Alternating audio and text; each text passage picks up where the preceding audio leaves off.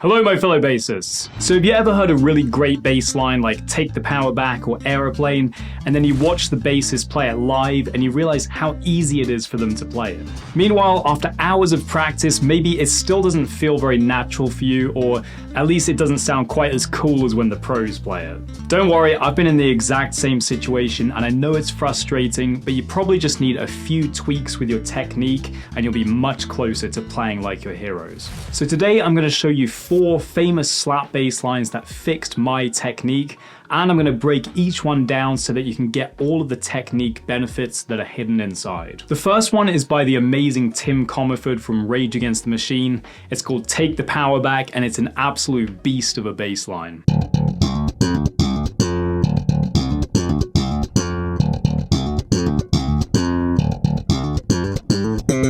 This one's in drop D, so you've got your bass out, tune your E string down to D so that you can play along with me. The nice thing about this bass line is that it repeats a lot, so you start off with these 2 open D slaps like this, and then you've got this really cool lick.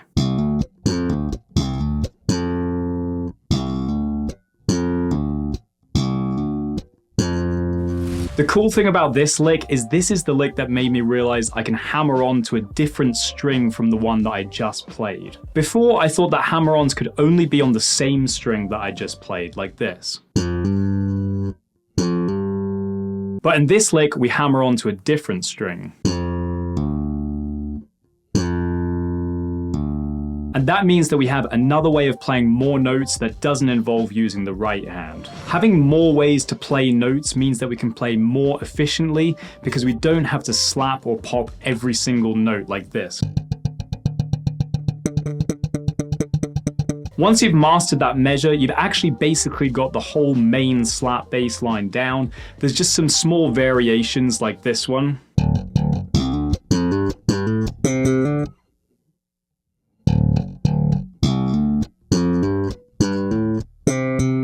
This one sounds really cool, but is actually quite simple. So you start with those same 2 slaps that we had earlier. And then you have a pattern where you slap a ghost note, pop, and hammer on. And you just do that in 3 different spots. And then you end the variation like this. So the whole variation sounds like this when you play it all together.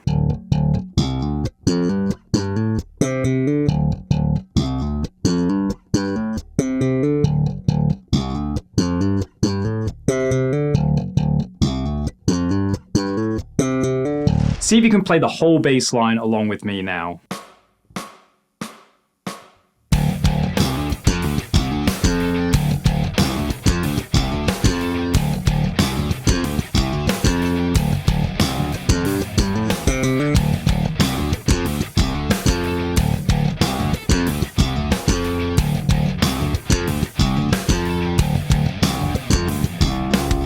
I'm sure some of you know that Flea was one of my heroes in the early days of my bass journey, and the same is true for Charles Bear too.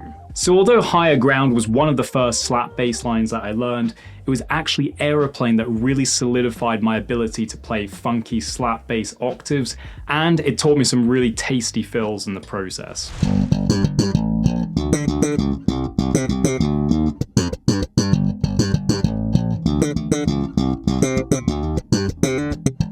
The bass line revolves around this 2-bar phrase that uses mostly octaves with some passing notes in between.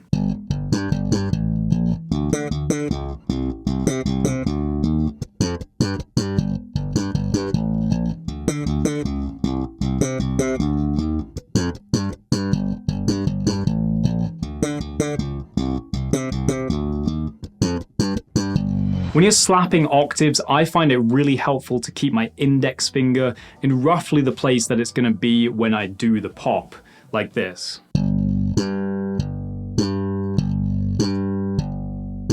If you have your hand like this, it takes much longer to get your index finger in place for the pop, which means that you can't play as efficiently or effortlessly.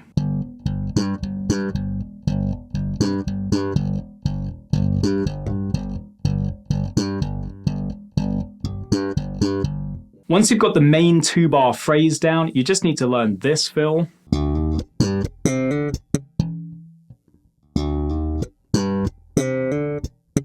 And this fill.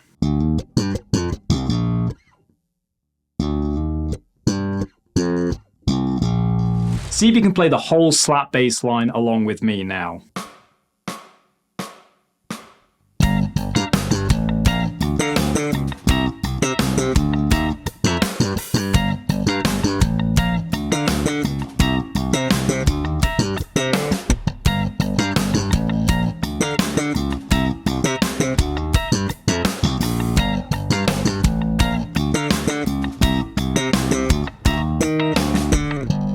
If you're finding this lesson helpful, but you're feeling like you might want to practice each of these bass lines at a variety of tempos, just slap the link in the description to download free backing tracks, practice videos, and tabs for every single bass line in this video. Alright, up next we have a slightly more obscure one. This one's Mr. Pink by Marc King from level 42. So Marc King is an absolute machine when it comes to slap bass, and this bass line forced me to get really good at left-hand slaps.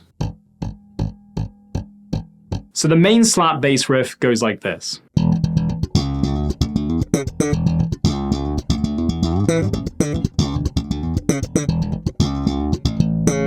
So you start with a slap, a left-hand slap, and a ghost note slap, and you do that twice like this.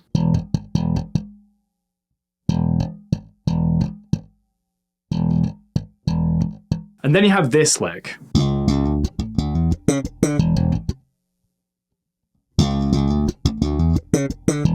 And then you have a similar lick, but at the end you slide up to fret 11 on the A string.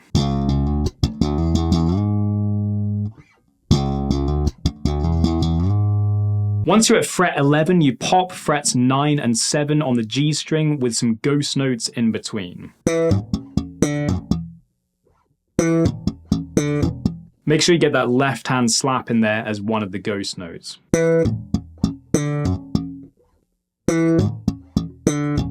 And then finally, you end with a phrase that's very similar to the one at the beginning.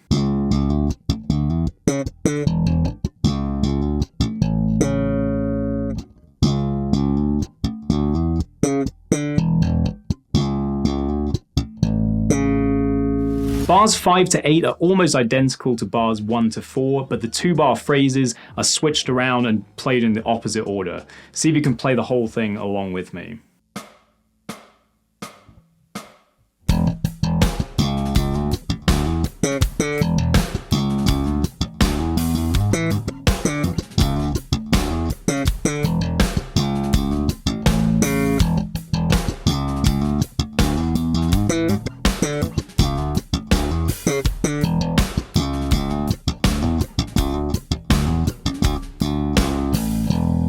Alright, so the last bass line that we have today is also the hardest. This one is You Can't Hold No Groove by Victor Wooten.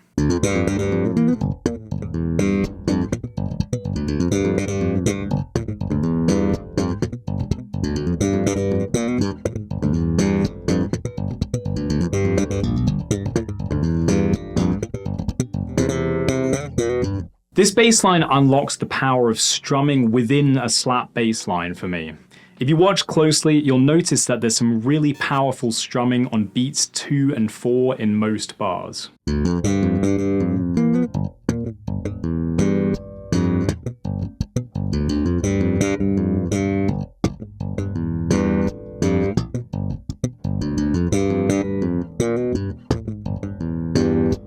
Having such a strong accent on beats 2 and 4 makes the whole thing groove really nicely, and this is actually something that I started using a lot in my own slap bass lines. Here's the entire main phrase played as slowly as I can.